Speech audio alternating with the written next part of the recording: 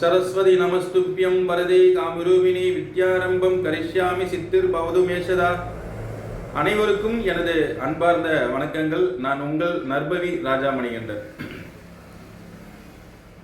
இந்த மிதுன ராசி அன்பர்களுக்கு இந்த அதிசாரமாக பெயர்ச்சியாகக்கூடிய குரு பகவானுடைய திவ்ய பெயர்ச்சியின் பலாபலன்களை நாம் காண இருக்கிறோம்.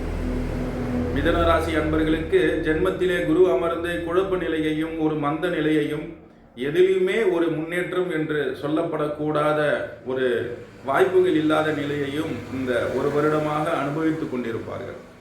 ஒரு கடன் பிரச்சனையாக இருந்தால் அந்த கடனை அடைக்க முடியாது, வட்டிக்கு போராட வேண்டியதாக ஒரு சூழ்நிலை, உத்தியோகத்தில் மேன்மை இல்லாத சூழ்நிலை, குடும்பத்தில் ஒரு முன்னேற்றம் இல்லை, தங்களது பிள்ளைகளுக்கு ஒரு வழிகாட்ட ஒரு நிலையில்லாத ஒரு குழப்ப நிலையில் இருக்கக்கூடிய ஒரு மந்த நிலை.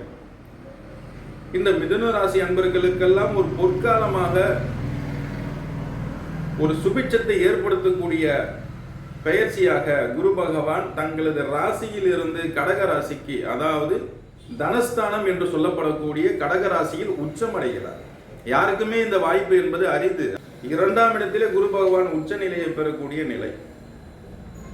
2ஆம் இடத்தில் அமர்ந்து கொண்டு 5, 7, 9 என்ற திவ்ய பார்வையினை அவர் செலுத்துகிறார். 5வது பார்வையாக விருச்சிக ராசியினையும், அதாவது 6ஆம் இடம் என்று சொல்லப்படக்கூடிய ருணரோக சத்ரு, அதே போல 8ஆம் இடத்தை பார்வையிடுகிறார் மகர ராசியினை. 9வது பார்வையாக மீன ராசியான தன்னுடைய ராசியினையே பார்வையிடுகிறார்.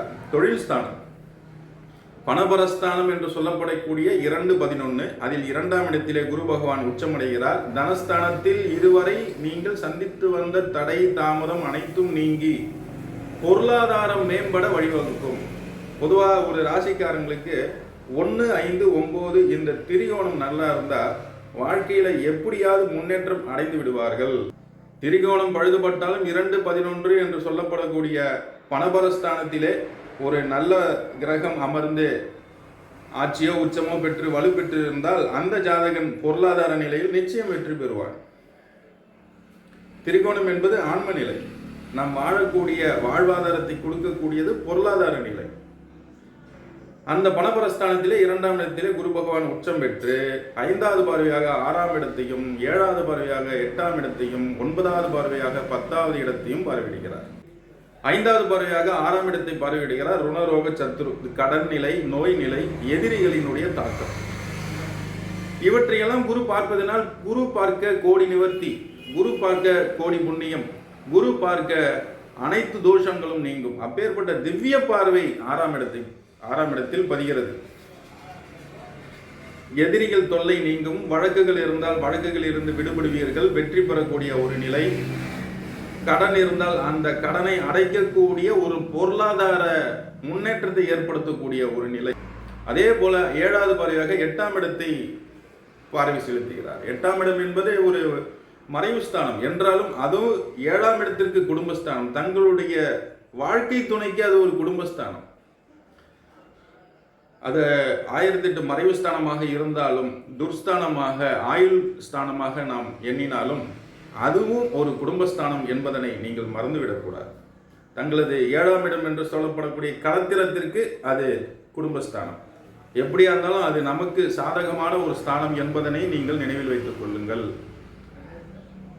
உங்கள் வாழ்க்கை துணைக்கு அவர்களுடைய குடும்பத்தை முன்னிட்டு அவர்களும் ஒரு பொருளாதார முன்னேற்றத்தை ஏற்படுத்த வேண்டும் என்ற எண்ணம் ஏற்படும். அவர்களுக்கு வேலைக்கு போகக்கூடிய ஒரு வாய்ப்புகள் ஏற்படும். அவர்களும் தனம் சம்பாதிப்பதற்கான வழிவகைகளை இந்த குரு பகவானுடைய திவ்ய பார்வை ஏற்படுத்தும். உங்கள் மனைவிக்கு அது தனஸ்தானம்.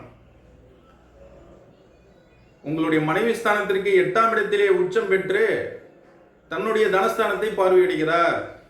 அப்பனா உங்க மனைவியும் நிச்சயமா வேலைக்கு போவாங்க, நல்ல உத்தியோகத்தில் இருப்பாங்க, பல குடும்ப முன்னேற்றத்திற்கு அவர்கள் வழிவகைகள் செய்வார்கள். உங்களது கடன் நிலையை அடைப்பதற்கு அவர்கள் துணை புரிவார்கள். இது போன்ற பல சுபிட்சமான நிலைகள் எல்லாம் இந்த குரு பகவானுடைய உச்சம் பெற்ற குருவின் பார்வையினால் ஏற்பட போகிறது. அதே போல தொழில் ஸ்தானத்தை பார்வையிடுகிறார் 9வது பார்வையாக. தொழில் ஸ்தானம் பார்வையிடுவது என்பது மிக மிக சிறப்பு. பொதுவாகவே 2-10 இந்த பாவக சம்பந்தம் ஏற்படுவது என்பது பொருளாதார நிலையை நிச்சயம் உயர்த்தும். 2ஆம் இடத்திலே உச்சம் பெற்று 10வது பாவகத்தை 9வது பார்வையாக பார்வையிடுகிறார். தன்னுடைய ராசியையே பார்வையிடுகிறார். அப்பனா தொழில் ஸ்தானம் நிச்சயம் வலிம்பெறும். ஒரு உத்தியோகத்தில் ஒரு மந்த நிலையில் இருக்கிறவங்களுக்கெல்லாம் ஒரு ப்ரமோஷன் கிடைக்கக்கூடிய நிலை, ஒரு சம்பளம் கம்மியாக இருக்குது, நமக்கு இன்க்ரிமெண்ட்டே வரலை அப்படின்ட்டு வருத்தப்படக்கூடியவங்களுக்கு எல்லாமே ஒரு நல்ல ஒரு ஸ்டேட்டஸில் இருக்கக்கூடிய ஒரு பொருளாதார முன்னேற்றத்தை தரக்கூடிய ஒரு நிலையில் இந்த குரு பகவான் வைத்திருப்பார். புதனும் குருவும் பகை கிரகம் என்றாலும் அவர்களுடைய அமர்ந்த ஸ்தானத்திற்கு அவர்கள் வேலை செய்துதான் ஆக வேண்டும். நல்லவன் ஆட்சிக்கு வந்தாலும் கெட்டவன் ஆட்சிக்கு வந்தாலும் சிறிது நன்மையாவது இந்த மக்களுக்கு செய்துதானே ஆக வேண்டும். அவர்களுடைய வழிவகையே அதுதானே. ஆட்சி கட்டிலில் யார் அமர்ந்தாலும் அவர்கள் அமர்ந்த ஸ்தானத்திற்கு ஏதாவது நன்மைகளை செய்துவிட்டு தானே போக வேண்டும்.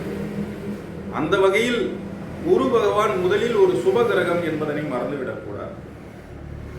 பாரபட்சம் என்பது குரு பகவானுக்கு எதுவும் கிடையாது.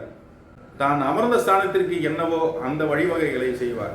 உங்களுடைய தொழில் ஸ்தானத்தை குரு பகவான் பார்வையிடுவதனால் தொழில் விருத்தியாகும், இடமாற்றம் ஏற்படும். ஒரு இடத்துல இருந்து கொஞ்சம் பெரிய இடமா மாத்திட்டு அங்க பிசினஸ் பண்ணக்கூடிய நிலை, சொந்த இடத்துக்கு மாற்றக்கூடிய ஒரு நிலை, இல்லை இன்னொரு பிஸ்னஸை அதை ஆட் பண்ணி ஒரு 2 பிஸ்னஸை சேர்த்து பண்ணக்கூடிய ஒரு நிலை. வாழ்க்கையில் எப்படியெல்லாம் முன்னேற வேண்டுமோ அதையெல்லாம் நீங்கள் சிந்தித்து செயல்படக்கூடிய ஒரு நிலையாக இந்த குரு பெயர்ச்சி உங்களுக்கு வழங்கக்கூடியதாக இருக்கிறது. மிதுன ராசிக்கு குரு பகவான் 7க்கும் 10க்கும் உடையவர். 7ஆம் அதிபதி 10ஆம் அதிபதி. 10ஆம் அதிபதி 2இல் அமர்வது சிறப்பு, உச்சம் பெறுவது மகா சிறப்பு.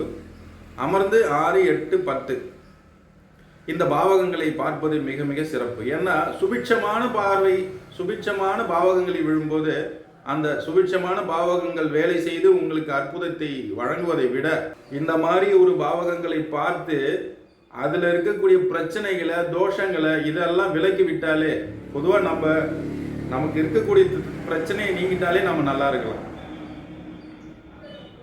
அந்த மாதிரி ஒரு குரு பகவானுடைய திவ்ய பார்வை 6, 8, 10 என்று சொல்லப்படக்கூடிய பாவகங்கள் பதிவினால் பிரச்சனைகள் தீரும், கடன் பிரச்சனை தீரும், வெளிநாடுகளில் வாய்ப்பு தேடி வரும்.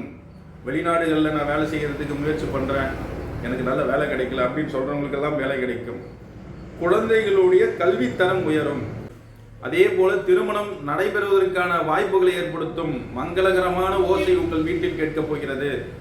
8ஆம் இடத்தை மாங்கல்ய ஸ்தானத்தை பார்வையிடுகிறார். உங்கள் மனைவி ஸ்தானத்திற்கு குடும்பஸ்தானம், உங்கள் கணவன் ஸ்தானத்திற்கு குடும்பஸ்தானம். இது வரைக்கும் எனக்கு திருமணம் ஆகலை, எனக்கு எந்த வாழ்க்கை துணையும் இல்லை அப்படின்றவங்களுக்கெல்லாம் ஒரு குடும்பத்தை ஏற்படுத்தி கொடுக்கக்கூடிய பொறுப்பு குரு பகவானிடம் வழங்கப்பட்டுள்ளது. குரு பகவான் 2இல் உச்சம், குடும்பஸ்தானத்தில் உச்சம், தனஸ்தானத்தில் உச்சம்.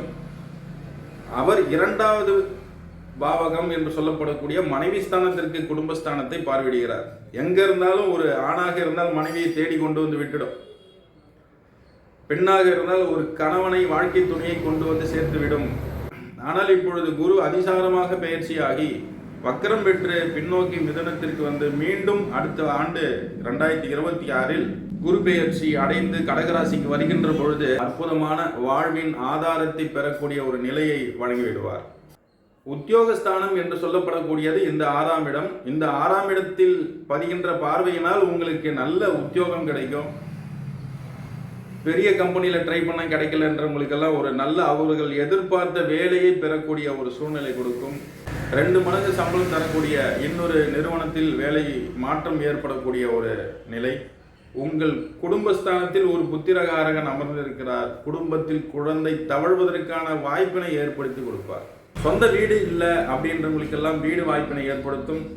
எனவே இந்த குரு பெயர்ச்சி மிதுன ராசி அன்பர்களுக்கு ஒரு அற்புதமான குரு பெயர்ச்சி. நீங்கள் எல்லா பலமும் பெற்று சிறப்பாக வாழ்வீர்கள் என்று சொல்லி உங்களிடமிருந்து விடைபெறுகிறேன். உங்கள் நர்பவி ராஜா மணிகண்டன்.